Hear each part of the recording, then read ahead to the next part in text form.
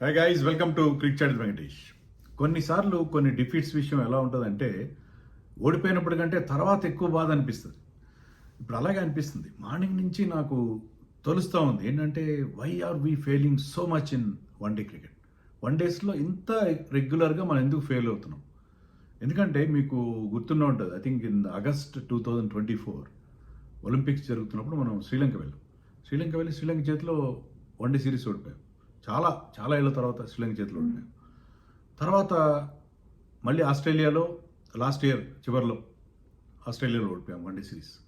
మళ్ళీ ఇప్పుడు స్వదేశంలో సొంత గడ్డ మీద న్యూజిలాండ్తో ఓడిపోయాం. న్యూజిలాండ్ ఇండియాలో ఓడిఐ సిరీస్ గెలవడం బయలాటరల్స్లో ఇది మొట్టమొదటిసారి, ఫస్ట్ టైం ఎవర్. అంతకుముందు 7 సార్లు గదిని దండయాత్రలు చేశారు, ఎప్పుడు గెలవలేదు వాళ్ళు, ఫస్ట్ టైం గెలిచారు. అంత 1 ఇయర్ బ్యాక్ వాళ్ళు ఫస్ట్ టైం ఇండియాలో టెస్ట్ సిరీస్ కూడా 3-0తో మన వైట్ వాష్ చేయడం కూడా గుర్తుంది మరి. సో 2 ఫార్మాట్స్లో మనం ఎందుకు ఫెయిల్ అవుతున్నాం, అది బాధ. మనం బయలాటరల్ ఈ పర్టికులర్ సిరీస్ ఓడిపోయామా అదేని కాదు. T20లో మనం T20 world champions, Asia cup champions, అంతా బాగానే ఉంది. T20స్లో మనం కంటిన్యూస్గా గెలుస్తూనే ఉన్నాం. T20లో మనకు ఆ ఫార్మాట్లో we have been doing well. But other 2 ఫార్మాట్స్లో మనం కంటిన్యూస్గా ఫెయిల్ అవుతాం. టెస్ట్ మ్యాచ్ల్లో సొంత గడ్డ మీద వరుసగా 2 సార్లు సిరీస్ వైట్ వాష్ చూసాం. ఇది alarming thing.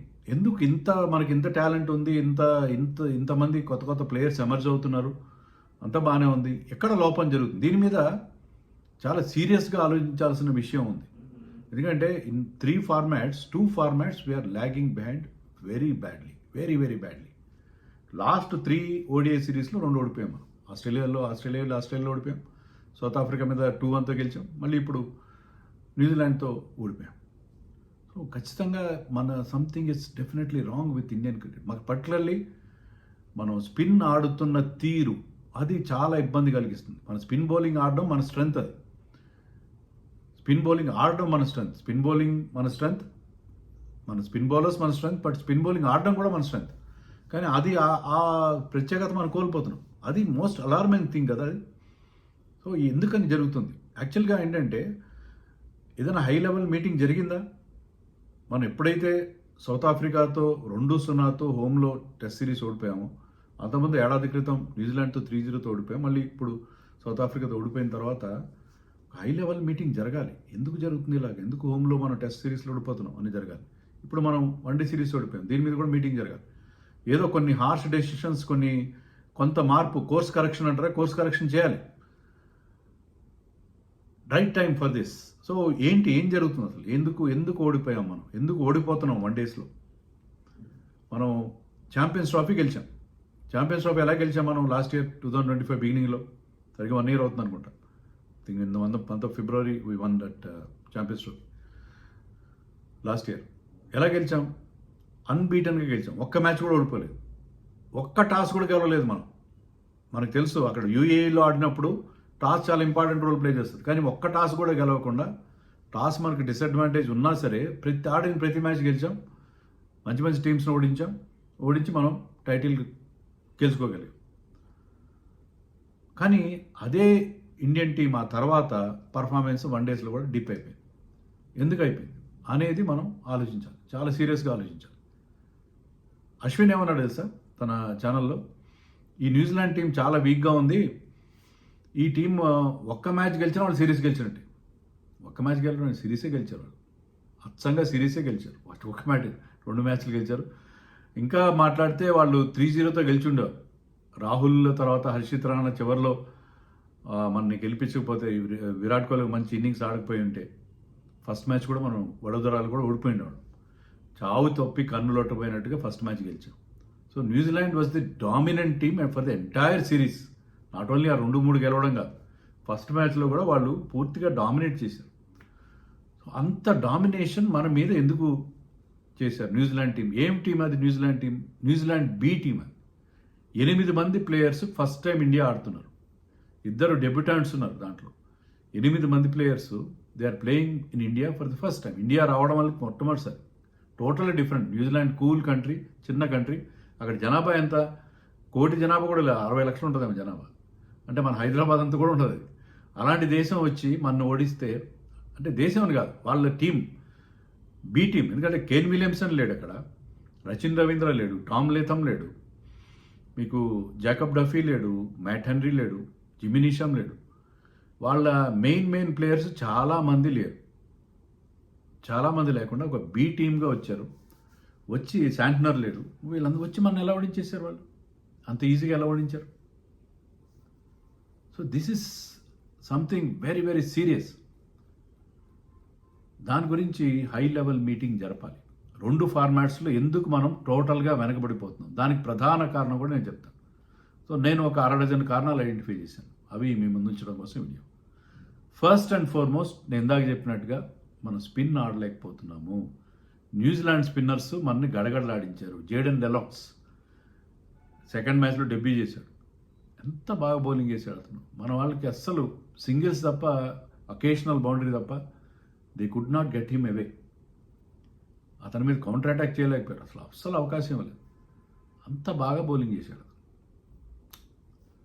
And even Michael Bracewell చాలా బాగా బౌలింగ్ చేశాడు. ఫిలిప్స్, బ్రేస్వెల్ థర్డ్ మ్యాచ్లో ఆడలేకపోతే అతనికి ఇంజరీ అయితే ఫిలిప్స్ వచ్చి 8 ఓవర్స్ వేసాడు, చాలా టైట్గా బౌలింగ్ చేశాడు. సో వాళ్ళ స్పిన్నర్స్ అంత బాగా బౌలింగ్ చేస్తుంటే, వాళ్ళ పార్ట్ టైమర్స్ అంత బాగా బౌలింగ్ చేస్తుంటే, మన స్పిన్నర్స్ సరిగ్గా బౌలింగ్ చేయలేకపోయారు. సో స్పిన్ ఆడడంలో మనం పూర్తిగా వైఫల్యం చెప్తాం. పర్టికులర్లీ నేను ఆల్రెడీ ఒక వీడియో చేస్తాను, స్వీప్ షాట్ ఆడట్లేదు మనం. We don't play the sweep shot మనం ఆడట్లేదు. అంటే అర్జెంటుగా స్వీప్ షాట్ నేర్చేసుకుని ఆడడం అని కాదు, అంటే సడన్గా మీకు ఇప్పుడు అలవాట్లేని షాట్ ఆడితే దానివల్ల ఫలితాలు సరిగ్గా రావు. కానీ స్వీప్ షాట్ విషయంలో మనం ఎందుకు, స్వీప్ షాట్ అనేది చాలా ఇంపార్టెంట్ షాట్గా ప్రపంచవ్యాప్తంగా ఇప్పుడు స్పిన్నర్స్ని ఫేస్ చేయడంలో sweep shot and reverse sweep, flat sweep అంటే కన్వెన్షనల్ స్వీప్, లేకపోతే paddle sweep, lap sweep and reverse sweep. అడ్డంగా మీరు స్విచ్ హిట్ అనండి, రివర్స్ స్వీప్ అనండి, అలాంటి షాట్స్ స్పిన్నర్స్ని, మీరు స్వీప్ ఆడితే లెంత్ దెబ్బతింటుంది స్పిన్నర్, రివర్స్ స్వీప్ ఆడితే లైన్ దెబ్బతింటుంది. ఎక్కడ బాల్ వేయాలో పిచ్ చేయాలో తెలియదు, ఎక్కడ ఫీల్డర్ పెట్టుకోవాలో తెలియదు, చాలా ఇబ్బంది పడతారు స్పిన్నర్ స్వీప్ షాట్ ఆడితే. దానివల్ల అంటే స్వీప్ షాట్ ద్వారా వాళ్ళకి వచ్చే రన్స్ 70 రన్స్ ఎన్నో వచ్చిన వాళ్ళకి, మనకు వచ్చినాయని చాలా తక్కువ, 20-30 రన్స్ ఎన్నో వచ్చినాయి. నేను స్టాట్ నాకు కరెక్ట్ గుర్తులేదు. సో స్వీప్ షాట్ ద్వారా they scored more than 70-80 runs in this series. ఆ రన్సే కాకుండా దాని ఎఫెక్ట్ చాలా ఎక్కువ పడింది. రన్స్ ఎన్ని వచ్చినాయి అనేది కాకుండా దానివల్ల స్పిన్నర్స్ ఎంత ఇబ్బంది పడ్డారు. స్పిన్నర్స్ లైన్ అండ్ లెంత్ పూర్తిగా డిస్టర్బ్ చేయగలిగారు స్వీప్ షాట్ ఆడడం వల్ల. ఆ స్వీప్ షాట్ని నెగ్లెక్ట్ చేయడం, స్పిన్నర్స్ మీద కౌంటర్ అటాక్ చేయలేకపోవడం, ఇది మనకి ఉన్న ప్రధానమైన లోపం. టెస్ట్ మ్యాచ్లో ఇదే జరుగుతుంది, వన్డేల్లో ఇదే జరుగుతుంది. T20లో అంత ఎఫెక్ట్ పడదు, ఎందుకంటే T20 is a different format. ఆ ఫార్మాట్లో ఏంటంటే మీరు స్పిన్నర్ అయినా ఎవరినైనా అందరి మీద అటాక్ చేస్తుంటారు కాబట్టి అది వేరే విషయం. ఇక్కడ ఈ 2 ఫార్మాట్స్లో, ఈ 2 కొంచెం ట్రెడిషనల్ ఫార్మాట్స్, దీంట్లో స్పిన్ సరిగ్గా ఆడలేకపోవడం మనం, అది మన ప్రధానమైన కారణంగా నాకు అనిపిస్తుంది. రెండోది సెలక్షన్లో నేను చెప్పినట్టుగా స్వీప్ షాట్ బాగా ఆడే ప్లేయర్స్ ఉన్నారు. రుతురాజ్ గైక్వాడ్, అతను సెంచరీ చేశాడు మన సౌత్ ఆఫ్రికా మీద. అప్పుడు he played that sweep shot వేరే, స్వీప్ షాట్, రివర్స్ స్వీప్స్ అన్ని బాగా కొట్టాడు. నాకు ఎంత బాగా అనిపించింది, న్యాచురల్గా కొడుతున్నాడు sweep shots. So he's a very good player of sweep shots. కానీ అతను మనం పక్కన పెట్టేసాం కదా. అంటే అతను ఎక్కడ ఆడిస్తారని మీరు అడుగుతారు. ఆడించవచ్చు, నితీష్ రెడ్డి ప్లేస్లో ఆడించుండొచ్చు. నితీష్ రెడ్డికి లాస్ట్ మ్యాచ్లో 8 ఓవర్స్ ఇచ్చారు తప్ప, లాస్ట్ ODIలో అంతకుముందు 2-3 ఓవర్లే కదా తినేసింది. దానికొచ్చి అంత వరి అవ్వాల్సిన 6th బౌలర్ గురించి మనం వన్డే వరల్డ్ కప్ ఆడాం 2023లో, 5 బౌలర్స్తోనే ఆడాం. మనం 6th బౌలర్ గురించి ఆలోచించలేదు అసలు. మెయిన్గా మనకున్న లోపం ఏంటంటే స్వీప్ షాట్ ఆడలేకపోవడం. స్వీప్ షాట్ సర్ఫరాజ్ ఖాన్ ఆడతాడు, వాళ్ళు పక్కన పెట్టారు. యశస్వి జైస్వాల్ ఆడతారు. యశస్వి జైస్వాల్ కూడా మీరు అనుకుంటే అకామిడేట్ చేయొచ్చు. అంటే చెప్తున్నాను మనకున్న రిసోర్సెస్ గురించి చెప్తున్నాను. అలాగే మీకు బౌలింగ్ విషయానికి వస్తే మహమ్మద్ షమీని ఎందుకు పక్కన పెడుతున్నారు మీరు కంప్లీట్గా? షమీన్ ఎందుకు మనకి 2023 వరల్డ్ కప్లో హీ వాజ్ అవర్ హీరో. నేను మన ఆస్ట్రేలియా వెళ్ళాను కదా, అక్కడ మా బ్రదర్స్ డాటర్ సన్ కియాన్ష్ అతను క్రికెట్ ఈ మధ్య చూస్తున్నాడు. Is 13 years old kid. అతను అమెరికాలో ఉంటాడు, అమెరికాలో పుట్టి పెరిగినవాడు. ఈ మధ్యన క్రికెట్ ఎప్పటి నుంచి 23 వరల్డ్ కప్ నుంచి చూస్తున్నాడు. I asked him who is your favourite cricketer. He said Mohammed Shami. ఎందుకంటే 2023 వరల్డ్ కప్లో మహమ్మద్ షమీ బౌలింగ్ చూసిన తర్వాత he become fan of Mohammed Shami. ఇదే న్యూజిలాండ్ పైన సెమీఫైనల్లో మహమ్మద్ షమీ టుక్ 7 wickets. మనం 350 ఎంతో చేస్తే వాళ్ళు కూడా చాలా వరకు ఫైట్ ఇచ్చారు, కానీ Mohammed Shami took 7 wickets and won us that match. So so Mohammed Shami అంత బాగా బౌలింగ్ చేస్తాడు, అతను ఇప్పుడు ఫిట్గా ఉన్నాడు, అతను ఎందుకు కంప్లీట్గా పక్కన పెట్టారు నాకు అర్థం కాదు. Why not Mohammed Shami? So ఈ సెలక్షన్ పాలసీ నాకు అర్థం కావట్లేదు. సెలక్షన్లో వరుణ్ చక్రవర్తిని you want to keep him under the wraps, అంటే ఇంజరీ గురించి అని కాదు. వరుణ్ చక్రవర్తి ఏంటంటే అతను కొంచెం సర్ప్రైజ్ ఎలిమెంట్గా ఉంది, but we should have played him at least couple of matches here. ఆడించి ఉండాల్సింది. He's a wicket taking bowler. మనకు ఉన్న ప్రాబ్లం ఏంటి, మిడిల్ ఓవర్స్లో వికెట్స్ తీయలేకపోవడం. We have seen a big partnership in the second ODI between Mitchell and Will Young, and we have seen another big partnership between the third match, ఒక double century partnership Phillips and Mitchell. So middle ఓవర్స్లో wickets తీయలేకపోతున్నాం మనం. So మీకు ఆ middle ఓవర్స్లో wicket తీసే bowl Varun చక్రవర్తి లాంటి wicket taking bowler ఎందుకు పక్కన పెట్టారు మీరు? అంటే ఈ ఫార్మాట్ ఏముందిలే అని అనుకున్నారా, లేకపోతే ఏంటి నాకు అర్థం కాదు. అంటే బయలాటరల్ ఇంపార్టెంట్ కాదనేది కాదు. నేను వరల్డ్ కప్ ముందు మనం అన్ని మ్యాచ్లు గెలుస్తూ ఉండాలి, వరల్డ్ కప్ ముందు గెలుస్తూ ఆ విన్నింగ్ నోట్తో ఉండాలి. ఇలాంటి ప్రశ్నలు, ఇలాంటి సెల్ఫ్ డౌట్స్ రాకూడదు మనకి.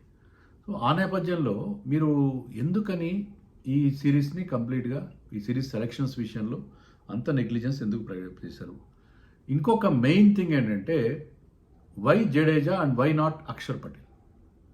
ఫస్ట్ పాయింట్ సెకండ్ పాయింట్ చెప్తున్నాను నేను. సెలక్షన్ అక్షర్ పటేల్ని మీరు ఆస్ట్రేలియాలో ఆడించారు, బాగా ఆడాడు అక్షర్ పటేల్. జడేజా ఎందుకు అంత మీరు కంటిన్యూ చేస్తున్నారు? విరాట్ కోహ్లీ, రోహిత్ ఆడినప్పుడు జడేజా ఎందుకు ఆడకూడదు?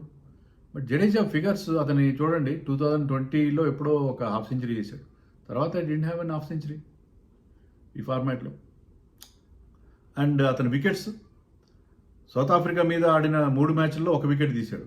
ఇక్కడ ఆడిన 3 మ్యాచ్లో 1 వికెట్ కూడా రాలేదు, 1 వికెట్ కూడా రాలేదు. సో మొత్తం 6 వన్డేలు ఆడితే ఒకే 1 వికెట్ వచ్చింది అది.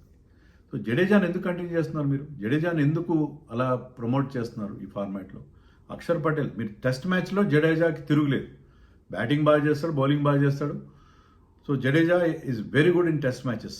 అక్కడ అక్షర్ పటేల్కి అతనికి ఎలాంటి పోటీ లేదు. కానీ ఇక్కడ Axar Patel time and again is proving to be a better bowler than Jadeja. Better batter మెయిన్గా, బౌలర్ కూడా అతను డెఫినెట్లీ ఈస్ ప్రూవింగ్ బెటర్.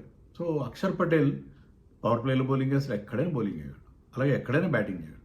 అలాంటి ఒక క్రికెటర్ని కంటిన్యూస్గా మీరు ఎందుకు పక్కన పెడుతున్నారు?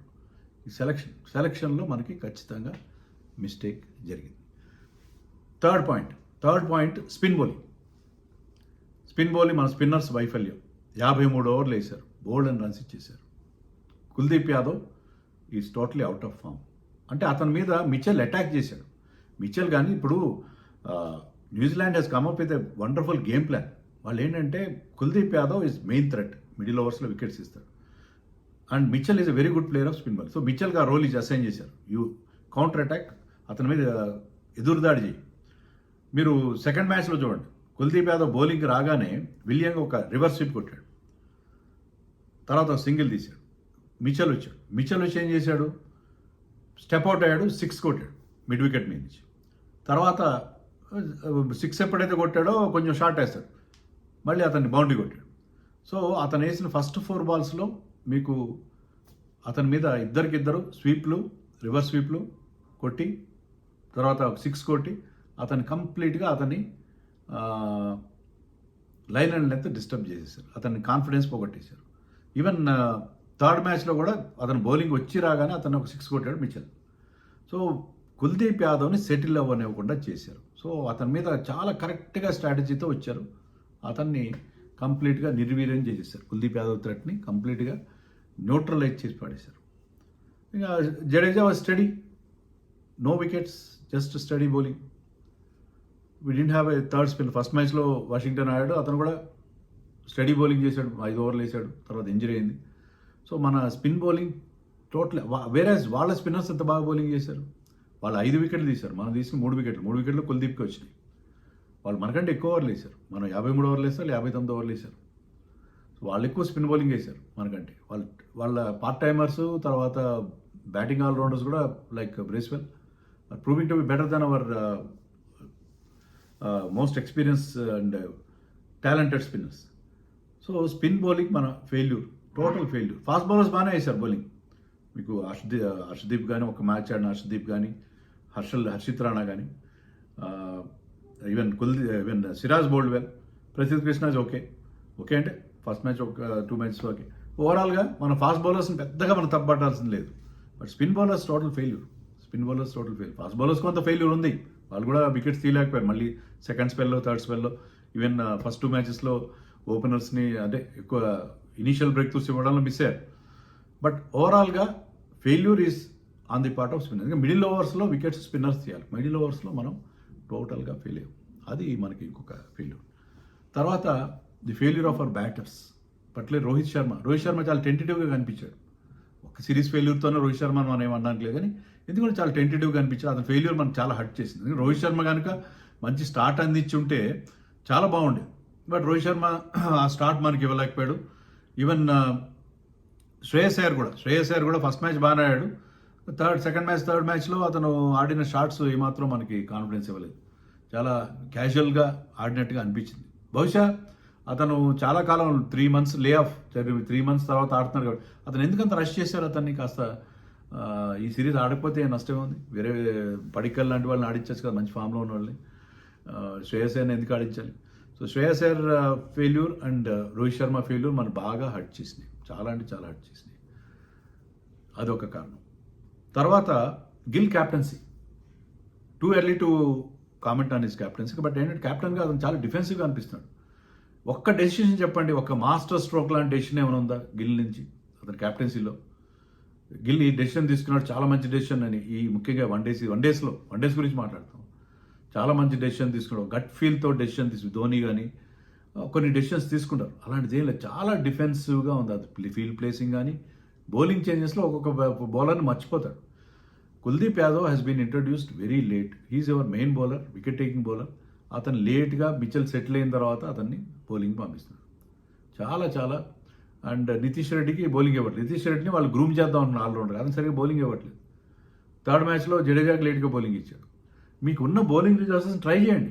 మీరు బౌలింగ్ మారుస్తూ ఉంటే ట్రెడిషనల్గా ఏదో ఒక బౌలర్, మీకున్న మెయిన్ బౌలర్స్కే మీరు అంత లేట్గా బౌలింగ్ ఇస్తే వాళ్ళకి కాన్ఫిడెన్స్ పోదు. కెప్టెన్ మనకి ఇంత లేట్గా బౌలింగ్ ఇస్తున్నాడు అని ప్రెషర్లో ఉంటారు. సో ఎందుకని అతని బౌలింగ్ చేంజెస్ ఏమాత్రం ఇన్స్పైరింగ్గా లేవు. అండ్ అతని క్యాప్టెన్సీలో సరే మ్యాన్ మేనేజ్మెంట్ బాగుంది, సీనియర్స్తో చాలా బాగా హ్యాండిల్ చేస్తున్నాడు. సీనియర్స్ గురించి అతను మాట్లాడే మాటలు కానీ అక్కడ ఫీల్డ్లో కానీ మ్యాన్ మేనేజ్మెంట్, జూనియర్స్తో కానీ అందరితో చాలా బాగా వెల్ బిహేవ్డ్ కిడ్. అండ్ ఈ మ్యాన్ మేనేజ్మెంట్ విషయంలో ఎలాంటి ఇబ్బంది లేదు. And is behaving well. అప్పట్లో టెస్ట్ సిరీస్లో ఇంగ్లాండ్లో కొద్దిగా 1-2 సార్లు కొద్దిగా అతను అగ్రెషన్ చూపించాడు, అది మినహాయిస్తే వెరీ వెల్ బిహేవ్డ్. అండ్ అతని క్యాప్టెన్సీ, మ్యాన్ మేనేజ్మెంట్ బాగుంది. టాక్టికల్గా, స్ట్రాటజికల్గా అతని నుంచి అలాంటి అతని మార్క్ అనేది ఎక్కడ కనపట్లేదు, అస్సలు కనపట్లేదు. ఫీల్డ్ ప్లేసింగ్ కూడా చాలా డిఫెన్సివ్ ఫీల్డ్ పెడుతున్నాడు, డిఫెన్సివ్గా ఉన్నాడు. బౌలర్స్లో అంటే కొన్ని ఇన్నోవేషన్, ఒక బౌలర్ని సడన్గా తీసుకురావడం, పవర్ ప్లేలో మీరు ఒక స్పిన్నర్ని వేయించడం, ఏదో something out of the box ఏం కనబట్టలేదు అతని నుంచి. అండ్ అతను బ్యాటింగ్ కూడా చెప్పాలి. బ్యాటింగ్ కూడా 2 56 చేశాడు ఫస్ట్ 2 మ్యాచ్లు, తర్వాత 23 చేశాడు. లుక్ సెటిల్ అయిన తర్వాత అవుట్ అవుతున్నాడు. సో మీరు శుభ్మన్ గిల్ అతని యావరేజే 56 57 ఉంది. అలాంటి యావరేజ్ ఉన్న ప్లేయరు 50s చేస్తే లాభం లేదు. ఈ షుడ్ కన్వర్ట్ దోస్ 50s ఇంటే బిగ్ నాక్, 100sగా కన్వర్ట్ చేయాలి, లేకపోతే 80sగా చేయాలి. అలా కాకుండా అతను 50 చేయగానే అవుట్ అయిపోవడం ఏంటి? సో అది మనం శుభ్మన్ గిల్ ఉన్న యూఎస్పీ ఏంటంటే అతను లాంగ్ ఇన్నింగ్స్ ఆడతాడు, తర్వాత అతను ఎక్కువసేపు క్రీజ్లో నిలబడతాడు. అతను T20sలో తీసుకోవడానికి కూడా అదే కారణం, అతని స్ట్రైక్ రేట్ బాగోకపోయింది. ఎందుకంటే అతను కన్సిస్టెంట్గా ఆడతాడు, లాంగ్ ఇన్నింగ్స్ ఆడతాడు. ఆ లాంగ్ ఇన్నింగ్స్ ఆడకుండా 50 చేసి అవుట్ అయిపోతే ఏం లాభం? So Shubman Gill 250s are considered as a failure for me. అతని స్థాయిలో, అతని స్టాండర్డ్గా అది ఫెయిల్యూర్. సో శుభ్మన్ గిల్ కూడా ఈ should get his act together definitely. And last reason, 4 చెప్పాను 5 చెప్పాను, 5 చెప్పినట్టుగా ఉన్నాను. నేను రాసుకున్నాను ఇక్కడ. లాస్ట్ రీజన్ ఏంటంటే గౌతమ్ గంభీర్ వచ్చిన తర్వాత మనకి విజయాలు ఏమున్నాయి? సరే, ఛాంపియన్స్ ట్రోఫీ గెలిచాము, ఏషియా కప్ గెలిచాం, కానీ ఆఖరి నిమిషంలో తిలక్ వర్మ పుణ్యమాని గెలిచాం, లేకపోతే పాకిస్తాన్ చేతిలో ఓడిపోయి హ్యూమిలియేషన్ ఫేస్ చేసిన వాళ్ళు. అవి తప్పిస్తే ఏమున్నాయి విజయాలు? ఇంగ్లాండ్తో టెస్ట్ సిరీస్ డ్రా చేసుకున్నాం, కానీ ఇంగ్లాండ్ ఎంత దారుణంగా ఆడుతున్నారో మనం చూసాం కదా. ఆస్ట్రేలియాలో యాషెస్ ఎంత దారుణంగా ఆడారు. ఆ టీంతో డ్రా చేసుకోవడం మ్యాసివ్ క్రెడిట్గా నేనైతే భావించాను. శ్రీలంకతో మనం 1 డే సిరీస్ ఓడిపోయాం. ఆస్ట్రేలియాలో వన్డే సిరీస్ ఓడిపోయాం, ఇప్పుడు న్యూజిలాండ్తో వన్డే సిరీస్ ఓడిపోయాం, న్యూజిలాండ్తో టెస్ట్ సిరీస్ 3-0తో హ్యూమిలేటింగ్ ఓడిపోయాం, సౌత్ ఆఫ్రికాతో 2-0 హ్యూమిలేటింగ్ ఓడిపోయాం. రెండు కూడా హోమ్ టెస్ట్ డిఫీట్స్. ఆ టెస్ట్ డిఫీట్స్ చాలా హర్ట్ చేస్తున్నాయి మనని. సో గంభీర్ వచ్చిన తర్వాత వైట్ బాల్లో గంభీర్ ఓకే అనుకున్నాం, కానీ వైట్ బాల్లో కూడా అంత ఓకేనా? ఏదో సంథింగ్ సమ్వేర్ డెఫినెట్లీ రాంగ్ కదా. ఎక్కడో ఏదో మార్పు జరుగుతుంది, ఎక్కడో సెలక్షన్లోనూ, డెసిషన్స్ తీసుకోవడంలోనూ, డ్రెస్సింగ్ రూమ్ అట్మాస్ఫియర్లోనూ, ప్లేయర్స్కి ఆ కాన్ఫిడెన్స్ ఇవ్వడంలోనూ ఎక్కడో చోట లోపం జరుగుతుంది. So something drastically wrong with Indian team. So ఒక హై లెవెల్ మీటింగ్ జరగాలి. ఏదో వీళ్ళు ఆలోచించి ఒక గట్టి నిర్ణయాలు తీసుకోవాలి. మనం ఒక డ్రిఫ్ట్ అవుతున్నాం, మనం మంచి విజయాల నుంచి పరాజయాల వైపు, వరుస పరాజయాల వైపు వెళ్తున్నాం. దీనికి ఒక అడ్డుకట్ట వేయాలంటే ఏదో ఒక కొన్ని స్ట్రాంగ్ డెసిషన్స్, హార్ష్ డెసిషన్స్, కఠిన నిర్ణయాలు తీసుకోవాల్సిన అవసరం ఉంది. దాని గురించి ఒక హై లెవెల్ మీటింగ్ జరగాలి. లేకపోతే ఇంత టాలెంట్ పెట్టుకొని, ఇంత దేశంలో మనం ఇన్ని ఫెసిలిటీస్ పెట్టుకొని, ఇంత ఇన్ఫ్రాస్ట్రక్చర్ పెట్టుకొని results are not showing. So something drastical has to be done. మీ సజెషన్స్ ఏంటో, ఏం చేయాలి మరి? ఇంకా ఏమైనా నేను చెప్పని లోపాలు ఏమైనా ఉన్నాయా, అవి కూడా మీరు కామెంట్స్లో చెప్పండి.